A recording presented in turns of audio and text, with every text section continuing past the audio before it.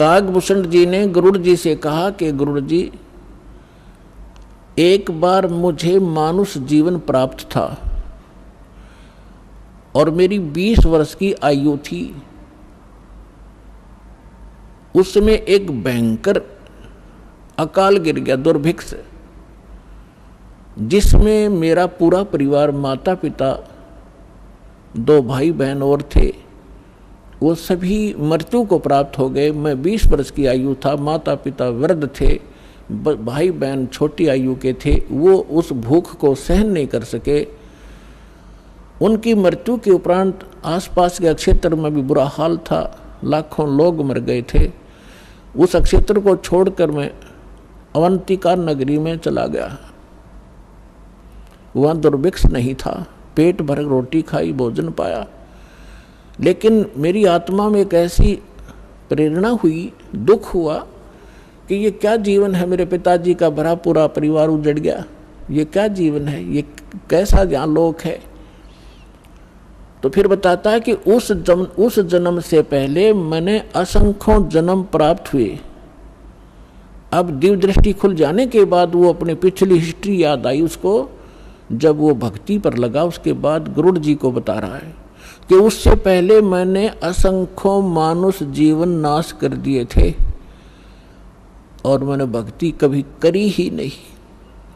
अब वो अकाल गिरा, मेरे माता पिता मर गए, भाई मर गए, कुटुंब नाश हुआ। अवंतिका नगरी में एक पंडित जी शिव मंदिर में कथा कर रहा था और कथा के बाद वो भोजन करते थे। मैं भोजन खाने के उद्देश्य से उन श्रोताओं में बैठ गया। मैंने कोई सत्संग से कोई लेना देना नहीं था। सभी उठकर चले गए, मैं बैठा रहा। पंडित जी ने पूछा, बेटा क्या बात है?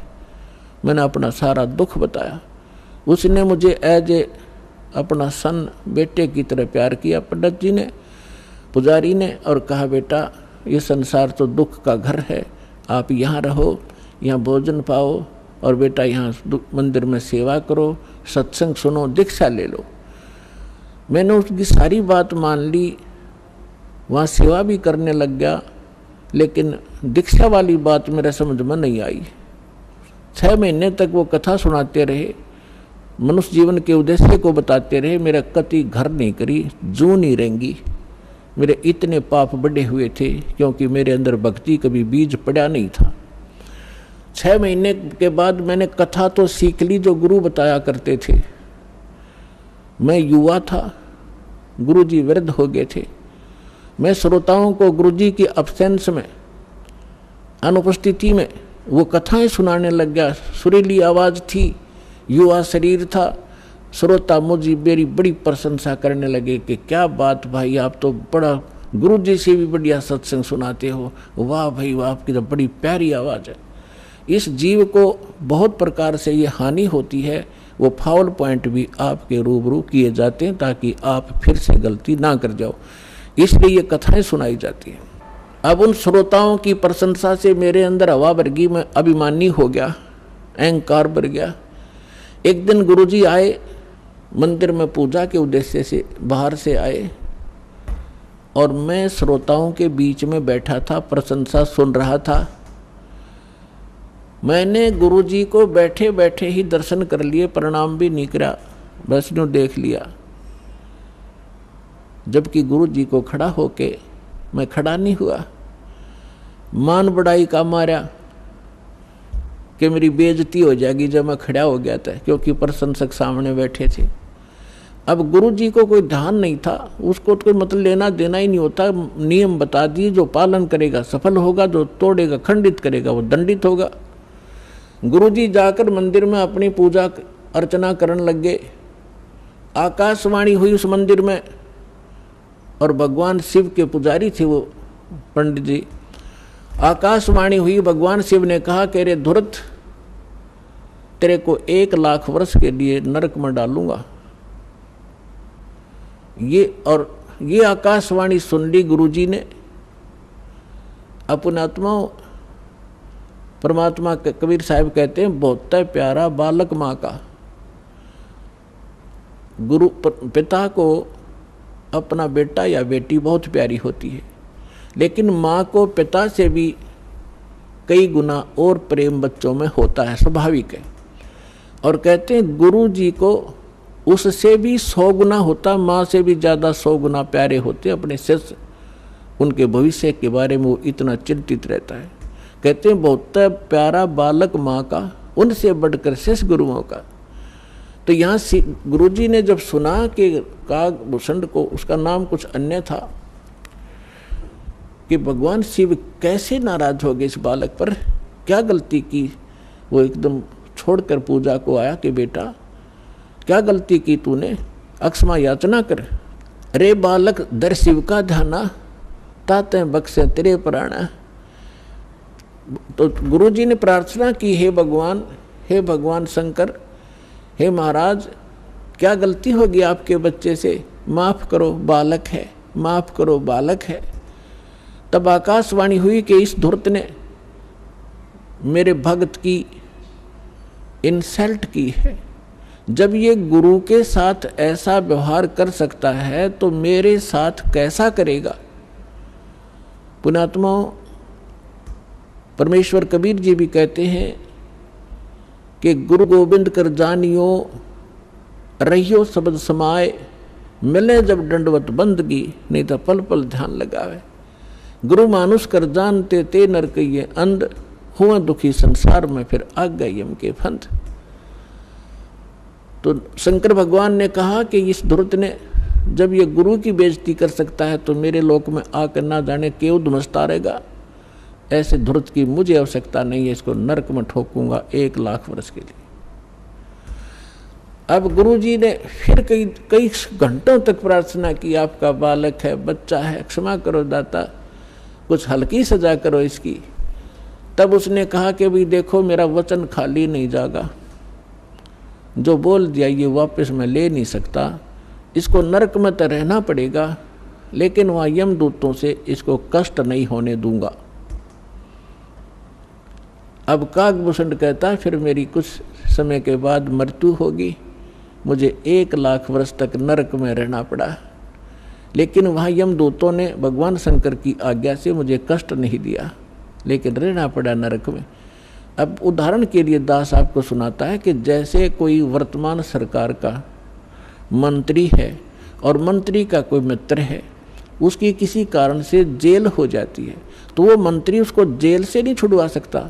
वहाँ के कर्मचारी अधिकारियों को, जेल सुप्रिटेंडेंट को कह देगा कि इसको कुछ नहीं कहना है, तो रहेगा जेल में, लेकिन वहाँ वो उसको सज़ा कुछ नहीं, उसको दिक्कत कुछ नहीं करेंगे। तो वह सज़ा तो होएगी, वह दिक्कत हो या ना हो, कहने का भाव ये। तो फिर ये कागभूषण क्या बताता है कि उसके बाद मैं 1 लाख वर्ष यम उस नरक न भोगे के फिर मेरा जन्म हुआ। तो एक लोम उसमें मेरा भक्ति बीज गिर गया, वो उस जन्म में, उससे पहले मेरा भक्ति बीज पड़ा नहीं था। उसके बाद फिर देखो, कहते मेरा जन्म हुआ, भक्ति की प्रेरणा बनी रही, इधर उधर भटकता रहा, संतों के पास गया, और जैसे कुछ संतों से ऐसा वैसा ज्ञान सुना कि भगवान तो निराकार है, निर्गुण है, उसी की भक्ति करनी चाहिए, सरगुण की भक्ति से कोई लाभ नहीं है। ये मेरे आत्मा में अन्य संतों से ज्ञान ग्रहण करके घर कर गई थी। अब बात एक दिन लोमस ऋषि कथा कर रहे थे, वहाँ जाकर मैं कथा सुनूं था, और लोमस ऋषि जी सरगुण के ऊपर कथा कर रहे थे, सरगुण भगवान के ऊपर। तो मैंने कहा कि ऋषि जी, सरगुण तो सब नाश हो जाए, मैं तो हूँ निर्गुण का अधिकारी, मुझे तो निर्गुण कथा सुना भगवान की। लोमस ऋषि ने बहुत से प्रमाण दिए कि बेटा, सरगुण बिना निर्गुण क्या गावे। अगर भगवान को आपने सरगुण में नहीं देखा तो निर्गुण का क्या लाभ उसका। अब जैसे वृक्ष बीज के माही है, जैसे वृक्ष बीज के अंदर वृक्ष होता है, जैसे वृक्ष बीज सब ठोरा, जब उग गए तब दिखे मोरा। एक आम का गुठली है, और वह गुठली के अंदर वो आम निर्गुण रूप में है, निराकार समझो, जैसे तुम निराकार कहते हो। तो उस निराकार का क्या करेगा आम का, तो ये बता देंगे इस गुठली में आम है, पेड़ है, पूरा पूरा वृक्ष है इसके अंदर। तो इसके बताने से तुझे क्या लाभ हुआ? अब उस बीज को बीजा जावे, गुठली को, फिर वो पौधा बने, फिर वो पेड़ बने, और फिर वो आम लगे, तो सरगुण बिना निर्गुण किए गावे।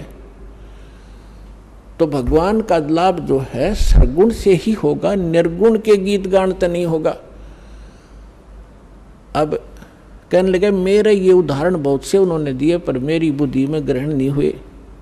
मैं उनके साथ ऊट पटांग अभद्र तरीके से प्रश्नोत्तरी करता रहा, यानी मजाक तौर पे। लोमस ऋषि ने मुझे श्राप दे दिया कि तेरा चंडाल के घर जन्म होना चाहिए, तेरे जैसे दुष्ट कार्य चंडाल, जा चंडाल बन। अब मुझे इतना एहसास हुआ कि मेरे से गलती हुई, मैंने क्रोध नहीं माना, और मैं जो भी उन्होंने मुझे फटकारा, डांटा, मैं ऐसे मायूस होकर देखता रहा। फिर मैंने हाथ जोड़कर चरण पकड़ के प्रार्थना की, हे ऋषि जी, इस दास को जन्म तो कहीं दे देना, पर एक आशीर्वाद दे दो, मुझसे गलती तो बन ही गई, कि मेरी इस भक्ति की भूल ना पड़े। तब उस ऋषि ने वो आशीर्वाद दे दिया, ठीक है बेटा, जन्म तो तेरा चंडाल काग के घर होगा, लेकिन भक्ति बनी, याद बनी रहेगी भगवान की। तो फिर उसने बताया कि एक काग, चंड नाम का काग था, देवता, और ब्रह्मा जी की पत्नी अपनी हंसनी को लेकर जो ऋतु पर आई थी, उसको गर्भवती कराना था, काग चंड के यहाँ लेगी। उनके संयोग से फिर मेरा जन्म हुआ। ऊपर से मुंह तो मेरा काग का है, और नीचे का सारा शरीर देवताओं जैसा मनुष्य का है उसका। तो कहने का भाव दास का ये है। फिर क्या बताया उसने कि फिर जो मुझे आज जो वस्तु मिली, जो भक्ति मिली, एक जोगजीत नाम के संत मिले, ये परमात्मा थे। कहते हैं, गोता मारूं स्वर्ग में जा बैठूं पाताल, गरीब दास ढूंढता फिरूं अपने हीरे मोती लाल। कहते फिर एक जोगजीत नाम के एक संत मिले, वही परमात्मा स्वयं संत रूप में कहीं भी प्रकट हो जाते हैं। तो उन्होंने मुझे वो ज्ञान सुनाया, गुरु जी मैंने कभी सुना नहीं था, लेकिन प्रारंभ में जब मैंने ज्ञान सुना, मेरे मन में बड़ा जो है दुख हो रहा था कि ये विष्णु जी और ब्रह्मा जी और शिव जी से ऊपर कोई शक्ति बता रहा है। लेकिन मुझे वो डर था कि संत के साथ बेअदबी नहीं करनी चाहिए, क्योंकि मैं पहले भुगत भोगी था। लोमस ऋषि के साथ मैंने उठपटांग प्रश्नोत्तरी करके मैं बड़ा दुख पाया था। मैं उनसे विवाद नहीं किया, लेकिन नम्रता से प्रश्न करता रहा, मन में फिर करता रहा। अंत में ऐसा समझ में आया, भूषण जी, गुरु जी, आज मैं जिस अतिथि में आज मैं हूँ, और जो ज्ञान मुझे प्राप्त है और जो भक्ति मुझे प्राप्त है, शायद किसी को होगी। तो कहने का भाव ये है कि उसमें भक्ति बीज पड़ा कितनी कठिनता से, कि 6 महीने तक ज्ञान सुनता रहा, नाम लेने की नहीं सोची। इतना अंदर हमारे जो पाप कर्म घर कर चुके होते हैं, जिन्होंने किसी जन्म में भक्ति ना की हो। और फिर भक्ति की शुरुआत हुई, और परमात्मा ने उस आत्मा को अपनी शरण में लेने के लिए सारी क्रिया की। लोमस ऋषि से पहले उसको इतना डरवा दिया, यदि उस समय लोमस ऋषि कागभूषण को वो श्राप नहीं देता, वो डर उसके दिल में ना होता, तो परमात्मा का ज्ञान तो पुण्यात्माओं वो कभी नहीं सुन सकता था। आज आप देखते हो जितने भी पुण्यात्मा यहाँ आए हैं, आपने पहली बार ये ज्ञान सुना होगा, तो आपकी सुई कभी 100 पर, कभी 0 पर, कभी ऊपर कभी नीचे हुई होगी। ये क्या बक रहा है, कहाँ से ले आई ये ज्ञान? और फिर देखे आपने प्रमाण, अब दांतों तले उंगली दबा रहे हो आप। तो कहते हैं 100 छल सीधर मैं करूं अपने जन के काज। तो आपके ऊपर जो रहम परमात्मा का है, ये विशेष है। जो दास कहना चाह रहा था, आपको ये यथार्थ ज्ञान समझाने के लिए ये प्रमाण उदाहरण दिया है। आप जी पुण्यकर्मी प्राणी हैं, पूर्व जन्म के मनुष्य थे, आपके अंदर भक्ति की आस्था विद्यमान थी, आपने शीघ्र ग्रहण कर लिया। और जो आपके घरों में अब संतान आएंगी वो भगवान के कोटे से आएंगी, बहुत अच्छी होंगी, उनकी तो आपने भविष्य की चिंता करने की जरूरत नहीं रहेगी।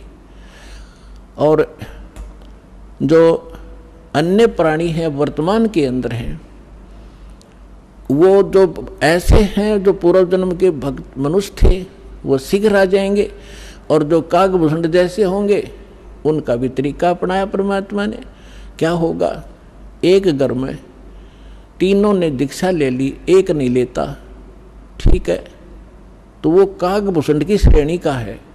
अब उसके लिए मालिक ने क्या दया करी है, घर में आरती चलेगी, कोई मंत्र करे इधर बैठ के, कोई कर रहा इधर बैठ के, सत्संग चलेगा, ना चाहते हुए कभी देखा जरूर गा, सुनेगा, हैं बैठ के वैसे बैठा लेंगे, बैठता जा तू नाम मत लिए तो सुनेगा, तो कभी ना कभी उसके भी कागभूषण की तरह इच्छा बनेगी, उसके पाप नरमावेंगे।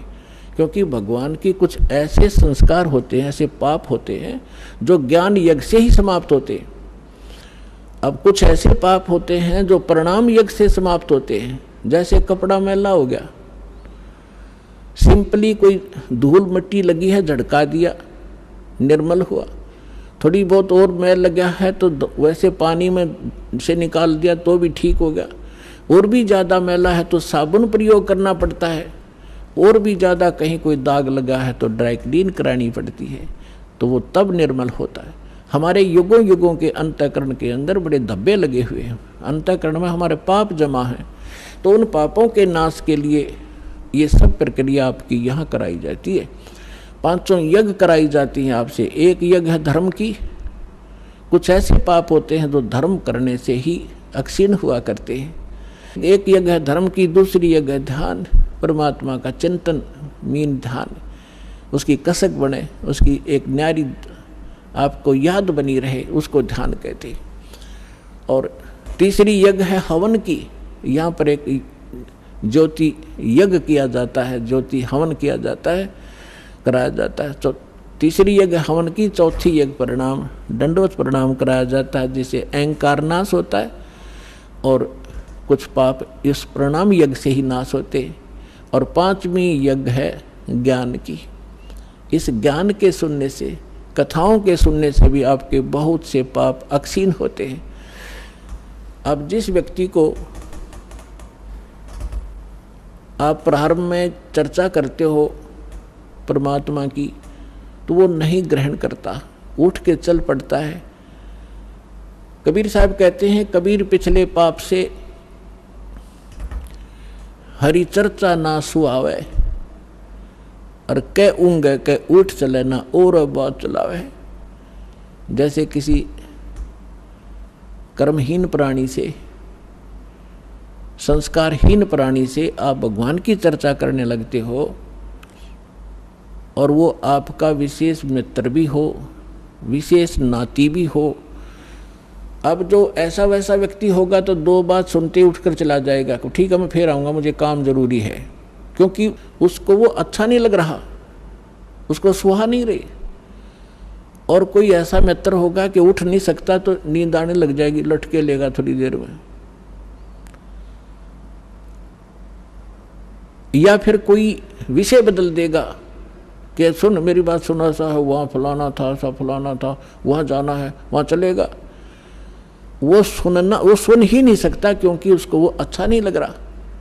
तुलसीदास जी कहते हैं, तुलसी पिछले पाप से हरि चर्चा ना भावे, भाव माने अच्छी नहीं लगे। जैसे कहते हैं ना, मैंने मुझे रोटी नहीं भाती, मुझे नहीं अच्छी लगती। तुलसी पिछले पाप से हरि चर्चा ना भावे, और जैसे जवर के वेग से भूख विदा हो जा। अब जिस व्यक्ति को बुखार हो गया हो, जवर हो जा, मलेरिया, तो उसको कोई भी पदार्थ है वो कड़वा लगता है, महसूस होता है। जैसे रोटी खाएगा, 1 टूक 1 ग्रास नहीं खा सकता, वो कड़वा लगता है, थूकने को दिल करता है। ना काजू खा सकता, ना किशमिश खा सकता, मनुक्खा दाग को भी कड़वी बताता है। अपने आत्माओं ना मनुखा दाग कड़वी है, ना वो भोजन कड़वा है, ना खीर कड़वी है। कड़वा क्या है कि उसके बुखार ने, जवर ने, टेम्परेचर ने उसके शरीर की व्यवस्था इतनी बिगाड़ दी कि उसको मीठी वस्तु भी कड़वी लग रही है। अब उसका ट्रीटमेंट क्या है, उसका विकल्प क्या है कि उस मलेरिया बुखार को नरम करना पड़ेगा। बुखार उतरे बिना वस्तु स्वादिष्ट लगे नहीं। अब रोटी कड़वी लग रही है, मनुखा दाख कड़वी लग रही है, तो उसका ट्रीटमेंट क्या है? कड़वी गोली ही खानी पड़ेंगी कुनीन की, और ना चाहते हुए भी खानी पड़ेंगी, और उनके खाने से फिर वो जबर ठीक होगा। जब जबर उतर जाएगा और फिर देखना सूखी रोटी सब्जी छोड़ भूख लगेगी। जब घर वाले कहें सब्जी बना दो ना, रोटी दे फटाफट, सब्जी तो फिर देखूंगा। और पहले सब कुछ आगे रख देते थे तो भी खाने को दिल नहीं करता था। ठीक इसी प्रकार जो प्रथम बार जिसके ऊपर परमात्मा रजा बख्शते हैं किसी भी कारण से, किसी के माध्यम से सत्संग सुनाने की, तो वो ऐसा व्यक्ति जिसके पिछले पाप कर्म घने बढ़े हुए हैं, तो उसकी आत्मा के अंदर उस जबर के कारण उस मीठी वस्तु परमात्मा की चर्चा ग्रहण करने का वो व्यवस्था नहीं है, वो खराब हो चुकी है। तो उसके लिए क्या तरीका है कि ना अच्छी लगे तो भी सत्संग में बैठा रहे और सुनता ही रहे, जैसे कैसे भी सुनता रहे, चाहे अच्छी लगो या ना लगो।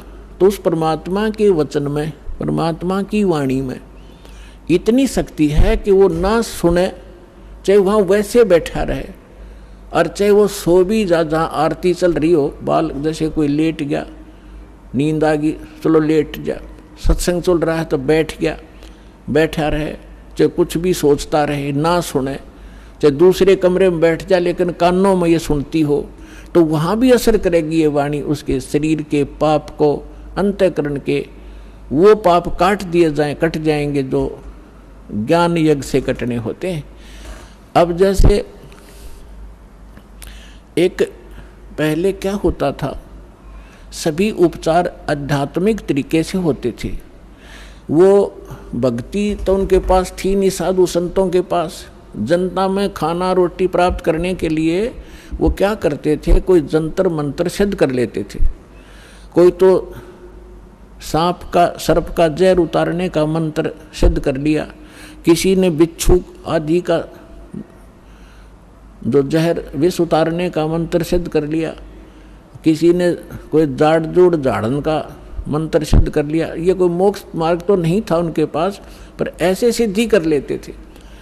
तो जैसे एक सर्प का विष उतारने वाला व्यक्ति एक मंत्र सिद्ध कर लेता है, और जिसको सर्प ने डस रखा है वो अचेत पड़ा है, बेहोश पड़ा है, और वो जो सर्प का विष उतारने वाला व्यक्ति एक मंत्र बुदबुदाता है, बोलता है, वो अचेत व्यक्ति ना उसको सुन पा रहा है ना समझ पा रहा है, और तो भी वो अपना काम कर रहा है, उसके विष को उतार देता है, वो व्यक्ति सचेत हो जाता है, उसका जीवन दान हो जाता है।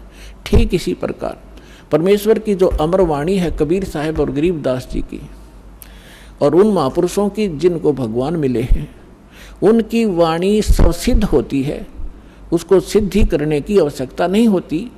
और उस वाणी का उच्चारण जहाँ भी हो रहा हो, वहाँ चींटी पर भी, पशु पक्षियों पर भी, पेड़ पौधों पर भी उनका असर हो रहा है।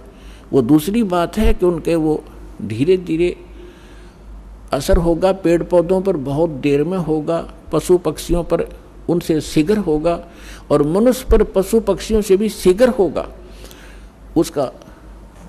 और उसके बाद फिर वो जो व्यक्ति टर्न वाइज मनुष्य जीवन प्राप्त है, उनको भी परमात्मा इस विधि से अब अपने चरणों में लेंगे। तो जब धर्मदास जी को परमात्मा ने कहा कि भाई अभी ये मूल मंत्र और मूल ज्ञान, ये सार नाम अपने परिवार को भी मत बताना। अब धर्मदास जी को चिंता बनी। धर्मदास जी ने कहा, चिंता बनी कि हे भगवान, मेरे को आपने 42 वंश का आशीर्वाद दे दिया, क्योंकि धर्मदास जी एक अच्छी आत्मा थे, लेकिन संसार के व्यवहार में वो घनाग्रस्त था। पहले उनको एक पुत्र था नारायण दास, और नारायण दास निकम्मा था, काल का दूत था। उसने परमात्मा के ज्ञान को ग्रहण नहीं किया, एक भी वचन सुना नहीं, उठकर चला जाता था। तो धर्मदास जी को ये चिंता बनी, परमात्मा ने बताया। धर्मदास जी ने कहा कि भगवान आप तो समर्थ हैं, मेरे पुत्र को शरण में ले लो, इकलौता पुत्र है, काल के हाथों चढ़ जाएगा, इसका जीवन नाश हो जाएगा। तो परमात्मा ने कहा, धर्मदास ये खुद ही काल का दूत है, तेरे घर पर भेज दिया, क्योंकि काल को पता था आप एक अच्छी आत्मा हो, और अच्छी आत्मा के घर पर एक आधा यो ऐसा व्यक्ति कोई कारण बनाकर काल भेज ही देता है। तो परमात्मा ने लास्ट में अपनी दिव्य दृष्टि देकर धर्मदास जी को उसके पुत्र नारायण दास की वास्तविकता दिखा दी। विकराल चेहरा, लंबे लंबे दांत, ओछा माथा। तो परमात्मा ने कहा कि ये दूत आया हुआ है, काल का स्पेशल भेजा हुआ है तेरी भक्ति नाश करने के लिए। इस बात से धर्मदास चिंतित हो गया कि हे भगवान, ये तो सचमुच, ये तो लड़के के कवर में मेरा दुश्मन बैठा है। फिर उसको चिंता हुई कि हे भगवान, 82 साल की उम्र होगी और अब क्या होगा, अरे ये तो काल का वंश चल गया मेरे से और पाप का भागी हो गया मैं। तो परमात्मा ने कहा कि ऐसे व्यक्ति का वंश नहीं चला करता। तो परमात्मा बोले, जी इसका नहीं चलेगा तो मेरा भी वंश नाश हो गया। हे भगवान, अब क्या होगा, मेरा क्या होगा, मेरा वंश कैसे चलेगा। तो परमेश्वर ने कहा कि तू चिंता ना करे, तेरे को 42 पीढ़ी दे दी मैंने, तेरा 42 पीढ़ी तक वंश चलेगा। तब धर्मदास जी कहने लगे, इस काल का वंश चलेगा भगवान, इससे अच्छा तो ना चले। यो परमात्मा बोले, नहीं, मैं और तेरे को एक पुत्र दूंगा, उससे तेरे 42 पीढ़ी वंश चलेगा। ये अब इन्होंने गलत व्याख्या कर रखी है। कबीरपंथी जो दामा खेड़ा वालों ने एक भ्रमणा फैला रखी है कि जो दामा खेड़ा की गद्दी से नाम लेगा उसका ही मोक्ष होगा। कबीर साहब ने 42 पीढ़ी को आशीर्वाद दे रखा है, 42 पीढ़ी को नाम देने का आशीर्वाद नहीं दे रखा। धर्मदास की चिंता मिटाने के लिए ये कहा था कि तेरे को 42 पीढ़ी का वंश दे दिया, तेरा वंश चलेगा और मोक्ष उसका होगा जो सद्भक्ति करेगा और पूरे संत जो मेरे अधिकारी संत से लेगा। तो फिर उसको 10 महीने के बाद एक चूड़ामणि उर्फ मुक्तामणि नाम का एक पुत्र उसकी पत्नी से जन्म हुआ परमात्मा के आशीर्वाद से। उनसे फिर उनकी ये 42 वंश चले। फिर धर्मदास जी को चिंता हुई। परमात्मा ने कहा कि अपने वंशजों को भी ये मूल ज्ञान नहीं बताना, मूल मंत्र नहीं बताना, सार नाम नहीं देना। अब धर्मदास जी ने फिर कलेजा पकड़ लिया और बैठ गया चिंता करके। परमात्मा बोले, क्या बात होगी भक्त? कहने लगे, क्या बताऊं गुरुजी, क्या बताऊं भगवान, आपने तो ऐसी प्रतिज्ञा करा दी कि मेरे वंशजों को भी नाम नहीं देना, सार नाम नहीं देना, सार नाम बिन मुक्त नहीं हो सकते, सतनाम भी नहीं बताना। आप कह रहे हो कि पहला पहला मंत्र देना, इनका मुक्ति क्यों करोगी भगवान? लाला जी था वो सेठ, धर्मदास जी बनिए के घर जन्म था उसका, वैश्य था। अब टोटे नफे को घना शीघ्र समझा था वो, तो उसको चिंता बन गई है, भगवान वंश तो दे दिया आपने, इनका ये पार क्यों करोगे? तब परमात्मा ने कहा कि तू चिंता ना करे। जब कलयुग के अंदर आगे चल के धर्मदास एक भक्ति समय आवेगा और उस समय सभी पार होंगे और मैं फिर आऊंगा और तेरे वंशजों को जो मंत्र दे दिया और ये मेरी वाणी पढ़ते रहेंगे ज्ञान यज्ञ, इससे भी मानव शरीर प्राप्त हो जाते हैं, लेकिन मोक्ष नहीं होगा।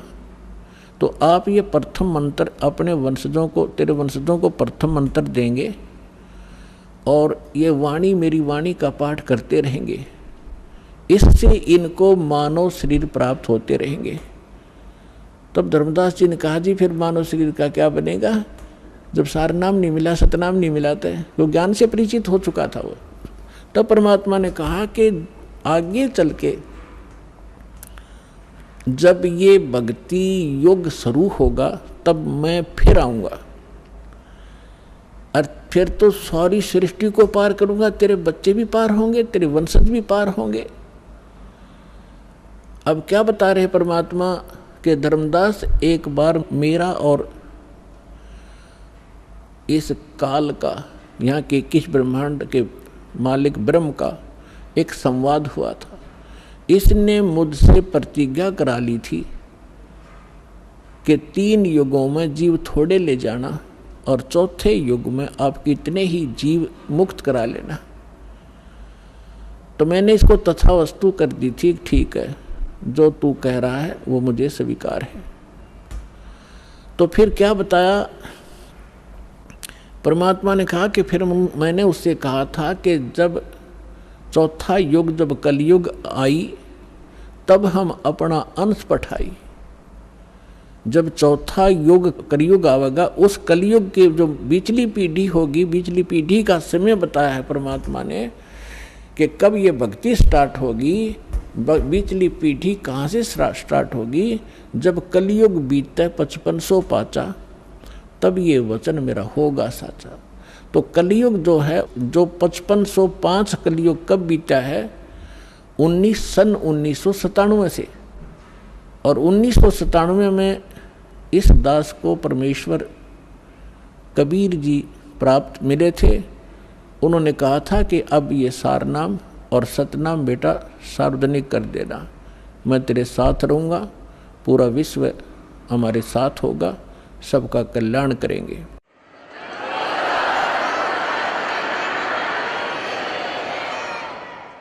तो परमात्मा ने धर्मदास जी से कहा था कि काल से मेरी वार्ता हुई थी, तब मैंने काल से कहा था कि विनती तोर मान में लीनी, कि जो तूने विनती की है काल के 3 युगों में जीव ना ले जाना, चौथे युग में 3 युगों में थोड़े जीव ले जाना, चौथा युग जब कलयुग आवे तब शरण जीव बहु जावे, ऐसा वचन हर मोय दीजे, तब गमन संसार ही की जाए। तब परमात्मा ने कहा था विनती तोर लीन में मानी और मोकू ठगे काल अभिमानी। फिर परमात्मा ने कहा कि चौथा युग जब कलयुग आई तब हम अपना अंश पठाई। जब चौथा युग कलयुग आवेगा तब हम अपना अंश, अपनी प्यारी आत्मा को भेजूंगा। अब उसको ये कहे कि मैं आऊँगा या ऐसे आऊँगा, तो वो काल नहीं समझ पावा था। इसलिए परमात्मा कहते हैं 100 छल छिद्र मैं करूं अपने जन के काज। तो क्या बताया था कि चौथा युग जब कलयुग आई तब हम अपना अंश पठाई। काल फंद छूटे नरलोई, काल का फंद, काल का बंधन छूटे नरलोई, सब नर नारियों का ये बंधन छूटेगा और सकल सृष्टि परवानिक होई। पूरा विश्व मंत्र लेगा, परवानिक माने दीक्षित होगा।